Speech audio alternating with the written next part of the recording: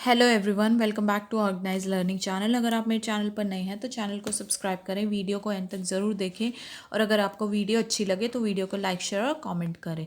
तो आज की इस वीडियो में हम डिस्कस करने वाले हैं जो डायरेक्टरेट ऑफ एजुकेशन की तरफ से मिशन मैथमेटिक्स है क्लास 10 के लिए, उसकी 22 सितंबर 2022 का क्वेश्चन ऑफ द डे इस वीडियो में हम डिस्कस करेंगे।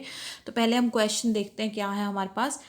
समीकरणों x जमा 2y घटा 4 बराबर 0 और 2x जमा 4y बराबर 12 का आलेख यानी कि ग्राफ खींचना है। तो ये दो समीकरण हमें दिए गए, इनका हमें ग्राफ खींचना है और इन समीकरणों का हल किस प्रकार का है और फिर ये बताना है वो ग्राफ खींचने के बाद कि इन समीकरणों का हल किस तरीके से आता है।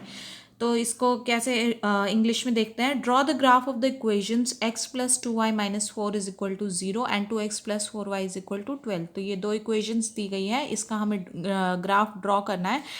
What type of solution do these equations have, और किस तरीके का जब ये ग्राफ हम ड्रॉ कर लेंगे तो हमें उस ग्राफ को स्टडी करके ये बताना है कि किस तरीके का सोल्यूशन हमें मिला है। तो इसको हम कैसे सॉल्व करेंगे। तो इसको सॉल्व करने के लिए देखते हैं, हम दोनों इक्वेशंस देखते हैं, उनके लिए x और y की वैल्यूज़ निकाल लेते हैं। तो पहली इक्वेशन क्या दी हुई है हमें, x जमा 2y घटा 4 बराबर 0 और इसको हम कैसे लिख सकते हैं x प्लस 2y और ये -4 है, जब इसको इस तरफ लेकर आएंगे तो प्लस का 4 हो जाएगा। तो इस इक्वेशन को आप कैसे सॉल्व कर सकते हैं। पहले एक बार x की वैल्यू 0 करके हमारे पास y की वैल्यू निकल जाएगी। तो जैसे मान लीजिए ये इक्वेशन है हमारे पास x plus 2y is equal to 4। तो पहले हमने जब x की वैल्यू 0 रखी तो यहाँ पे ये 2y इज इक्वल टू 4 बचेगा हमारे पास। तो y कितना बच जाएगा, ये तो 0 ही हो गया, तो 0 को तो यहाँ पे ये चीज़ हट जाएगी तो ये 2y बचेगा, 2y इज इक्वल टू 4। और इसको हम कैसे कर सकते हैं, y इज इक्वल टू 4/2, ये इधर जाएगा। ठीक है, तो कितनी आ जाएगी y की वैल्यू 2। तो ये सॉल्व हो गया हमारा, x की वैल्यू जब 0 थी तो y 2 आ गया। इसी तरीके से हम जब y को 0 पुट करके देख लेंगे तो ये इक्वेशन क्या है हमारे पास, x plus 2y is equal to 4। तो x प्लस y को 0 पुट किया तो 2 इंटू 0 इज इक्वल टू 4। तो x प्लस ये कितना बन गया, 0 बन गया, इज इक्वल टू 4। तो 0 में कुछ भी प्लस करते हैं तो वो वैल्यू ही आती है। तो x बच गया हमारे पास, x की वैल्यू कितनी आ गई, 4। तो x कितना आया, 4। तो y जब 0 रखा तो 4 आ गया। तो इस तरीके से सॉल्व करके हमने x और y की वैल्यूज़ निकाल ली फर्स्ट इक्वेशन के लिए। इसी तरीके से हम सेकंड इक्वेशन के लिए निकाल लेंगे। हमारे पास क्या है हमारी equation, 2x plus 4y is equal to 12।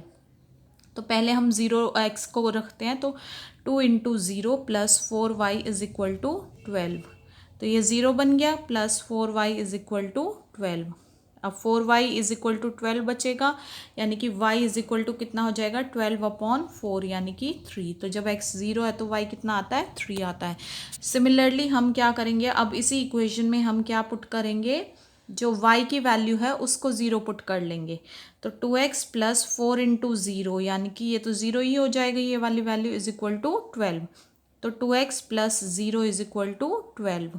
ठीक है, तो ये कितना बचेगा, 2x इज इक्वल टू 12 बच जाएगा, क्योंकि 0 में कोई भी नंबर ऐड करेंगे तो वो नंबर ही आता है। तो x कितना हो जाएगा, 12/2 यानी कि 6।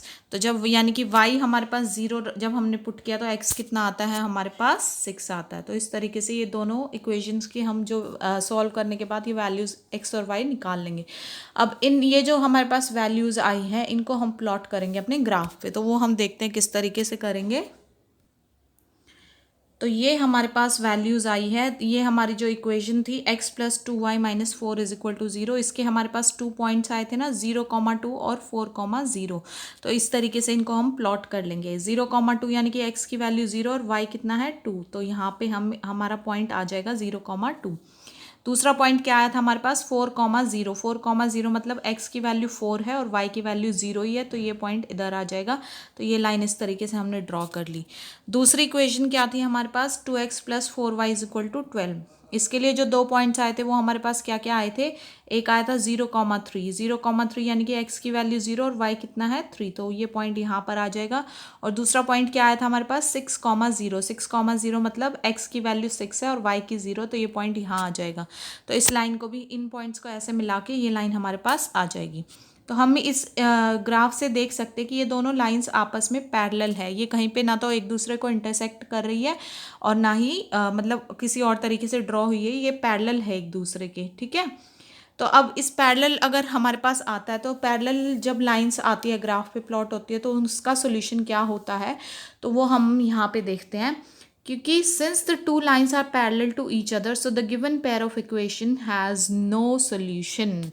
जब भी लाइंस जो है ग्राफ पे पैरेलल होंगी, तो जो ये दोनों इक्वेशंस होंगी, जो पेयर दिया होगा इक्वेशंस का, उसमें सॉल्यूशन कोई भी नहीं होता। नो सॉल्यूशन या ज़ीरो सॉल्यूशन हम बोल सकते हैं। ठीक है। जैसे हमने प्रीवियस वीडियो में देखा था जिसमें इंटरसेक्ट कर रही थी, उसमें जो सॉल्यूशन होता है इंटरसेक्टिंग लाइंस का, वो यूनिक होता है, यानी कि सिंगल वन सॉल्यूशन होता है। बट जब लाइंस पैरेलल होगी तो नो सॉल्यूशन या ज़ीरो सॉल्यूशन होगा।